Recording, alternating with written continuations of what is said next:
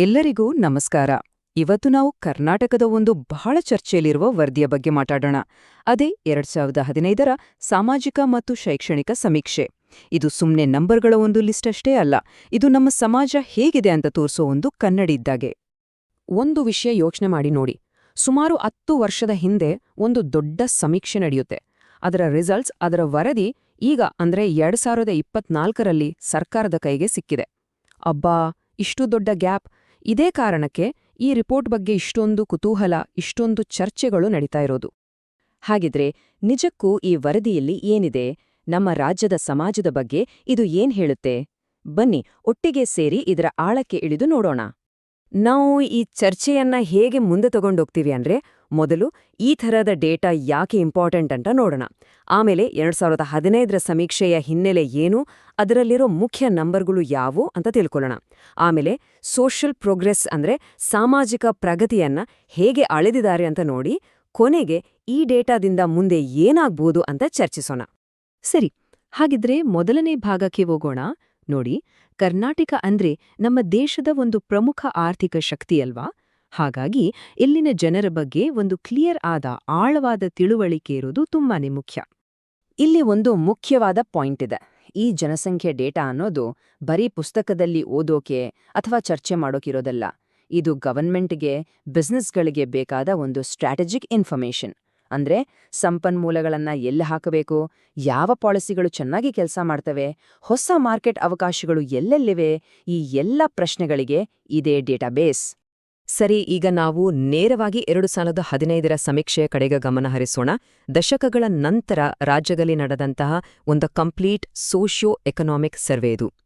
ಈ ಸಮೀಕ್ಷೆಯ ಗಂಭೀರತೆಯನ್ನ ನಾವು ಅರ್ಥ ಮಾಡ್ಕೊಳ್ಳೋಕೆ ಬಿ.ಆರ್. ಅಂಬೇಡ್ಕರ್ ಅವರ ಈ ಮಾತುಗಳು ನಮಗೆ ದಾರಿ ತೋರಿಸುತ್ತೆ. ನೋಡಿ, ಸಮಾಜದಲ್ಲಿರೋ ಈ ಭೇದಗಳನ್ನ ಮೊದಲು ಡೇಟಾ ಮೂಲಕ ಅರ್ಥ ಮಾಡಿಕೊಂಡು ಅದನ್ನ ಮೀರಿ ಒಂದು ರಾಷ್ಟ್ರವಾಗಿ ನಾವು ಬೆಳಿಬೇಕು ಅನ್ನೋದು ಎಷ್ಟು ಮುಖ್ಯ ಅಂತ ಈ ಮಾತುಗಳು ನಮಗೆ ನೆನಪಿಸ್ತವೆ. ಈ ಟೈಮ್ಲೈನ್ ನೋಡಿದ್ರೆ 2015ರ ಸಮೀಕ್ಷೆಯ ಐತಿಹಾಸಿಕ ಮಹತ್ವ ನಮಗೆ ಸ್ಪಷ್ಟವಾಗಿ ಗೊತ್ತಾಗುತ್ತೆ.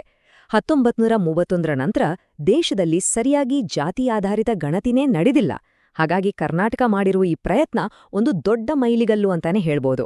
ಇದರಿಂದ ನಮ್ಮ ರಾಜ್ಯದ ಸೋಷಿಯಲ್ ಸ್ಟ್ರಕ್ಚರ್ ಹೇಗಿದೆ ಅಂತ ಡೇಟಾ ಮೂಲಕ ನೋಡಕ್ಕೆ ಒಂದು ಅಪರೂಪದ ಅವಕಾಶ ಸಿಕ್ಕಿದೆ.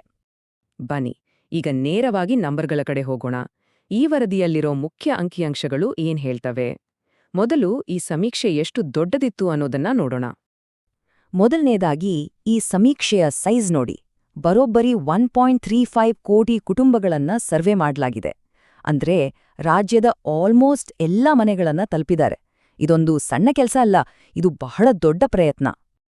ಹಾಗೆಯೇ ಈ ಕುಟುಂಬಗಳಲ್ಲಿ ಒಟ್ಟು 5.98 ಕೋಟಿ ಜನರ ಇನ್ಫಾರ್ಮೇಷನ್ನ ಕಲೆಕ್ಟ್ ಮಾಡಿದ್ದಾರೆ. ಇದರಿಂದ ನಮಗೆ 2015ರಲ್ಲಿ ಕರ್ನಾಟಕದ ಜನಸಂಖ್ಯೆ ಹೇಗಿತ್ತು ಅನ್ನೋದರ ಒಂದು ಕಂಪ್ಲೀಟ್ ಚಿತ್ರಣ ಸಿಗುತ್ತೆ. ಈ ಟೇಬಲ್ನಲ್ಲಿ ಒಂದು ಇಂಟ್ರೆಸ್ಟಿಂಗ್ ವಿಷಯ ಇದೆ. ವರದಿಯಲ್ಲಿ ಜನಸಂಖ್ಯೆಯನ್ನ ಬೇರೆ ಬೇರೆ ಕ್ಯಾಟಗರಿಗಳಾಗಿ ವಿಂಗಡಿಸಿದ್ದಾರೆ. ನಾವು ನೋಡ್ತಾ ಇರೋ ಈ category 1 to A to B ಅಂತೆಲ್ಲ ಸರ್ಕಾರದ ಅಧಿಕೃತ ಕ್ಲಾಸಿಫಿಕೇಷನ್ಸ್. ಇವನ್ನ ರಿಸರ್ವೇಷನ್ ಮತ್ತು ಬೇರೆ ವೆಲ್ಫೇರ್ ಸ್ಕೀಮ್ಗಳಿಗೆ ಬಳಸ್ತಾರೆ. ಅಂದ್ರೆ ಈ ನಂಬರ್ಗಳು ರಿಸೋರ್ಸ್ ಡಿಸ್ಟ್ರಿಬ್ಯೂಷನ್ ಮೇಲೆ ನೇರವಾದ ಪ್ರಭಾವ ಬೀರುತ್ತೆ. ಡೇಟಾ ಕಲೆಕ್ಟ್ ಮಾಡೋದು ಒಂದು ಕೆಲ್ಸ ಆದ್ರೆ, ಅದನ್ನ ಸೈಂಟಿಫಿಕ್ ಆಗಿ ಅನಲೈಸ್ ಮಾಡೋದು ಇನ್ನೊಂದು ದೊಡ್ಡ ಕೆಲ್ಸ.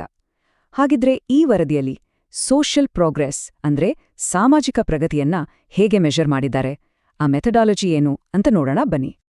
ಈ ಚಾರ್ಟ್ ನೋಡಿದ್ರೆ ಸಾಕು, ಅವರ ಅನಾಲಿಸಿಸ್ ಮೆಥಡ್ ಕ್ಲಿಯರ್ ಆಗಿ ಗೊತ್ತಾಗುತ್ತೆ. ಇಲ್ಲಿ 3:2:1 ರೇಷಿಯೋ ಬಳಸಿದ್ದಾರೆ. ಅಂದ್ರೆ ಸೋಷಿಯಲ್ ಫ್ಯಾಕ್ಟರ್ಸ್ಗೆ 50%, ಅಂದ್ರೆ ಅತಿ ಹೆಚ್ಚು ವೇಟೇಜ್, ಆಮೇಲೆ ಎಜುಕೇಷನ್ಗೆ, ಆಮೇಲೆ ಕೊನೆಗೆ ಎಕನಾಮಿಕ್ ಫ್ಯಾಕ್ಟರ್ಸ್ಗೆ. ಇದರರ್ಥ ಏನು? ಈ ವರದಿ ಬರೀ ಹಣಕಾಸಿನ ಸ್ಥಿತಿಗಿಂತ ಸಾಮಾಜಿಕ ಮತ್ತು ಶೈಕ್ಷಣಿಕ ಸ್ಥಿತಿಗೆ ಹೆಚ್ಚು ಇಂಪಾರ್ಟೆನ್ಸ್ ಕೊಟ್ಟಿದೆ. ಇನ್ನೂ ಸ್ವಲ್ಪ ಡೀಟೇಲ್ ಆಗಿ ನೋಡೋದಾದ್ರೆ, ಒಟ್ಟು 19 ಬೇರೆ ಬೇರೆ ಇಂಡಿಕೇಟರ್ಸ್ ಬಳಸಿ 200 ಪಾಯಿಂಟ್ ಸ್ಕೇಲ್ ರೆಡಿ ಮಾಡಿದ್ದಾರೆ. ಅಂದ್ರೆ ಹಿಂದುಳಿದಿರುವಿಕೆ ಅನ್ನೋದನ್ನ ಕೇವಲ ಆದಾಯ ಅಥವಾ ಶಿಕ್ಷಣದಿಂದ ಮಾತ್ರ ನೋಡದೆ, ಸಾಮಾಜಿಕ ಸ್ಟೇಟಸ್ ತರಹ ಬೇರೆ ಬೇರೆ ಆಯಾಮಗಳನ್ನ ಸೇರಿಸಿ ಒಂದು ಸಿಸ್ಟಮ್ಯಾಟಿಕ್ ಆಗಿ ಅಳೆಯೋ ಪ್ರಯತ್ನ ಮಾಡಿದ್ದಾರೆ. ಸರಿ, ಎಲ್ಲ ಆಯ್ತು. ಕೊನೆಗೆ ಈ ಡೇಟಾದ ನಿಜವಾದ ವ್ಯಾಲ್ಯೂ ಏನು? 10 ವರ್ಷ ಹಳೆಯ ಈ ಇನ್ಫಾರ್ಮೇಷನ್ ಇವತ್ತಿಗೆ ಹೇಗೆ ರಿಲೆವೆಂಟ್? ಅದಕ್ಕಿಂತ ಮುಖ್ಯವಾಗಿ ಇದರಿಂದ ಭವಿಷ್ಯದಲ್ಲಿ ಏನು ಇಂಪ್ಯಾಕ್ಟ್ ಆಗಬಹುದು?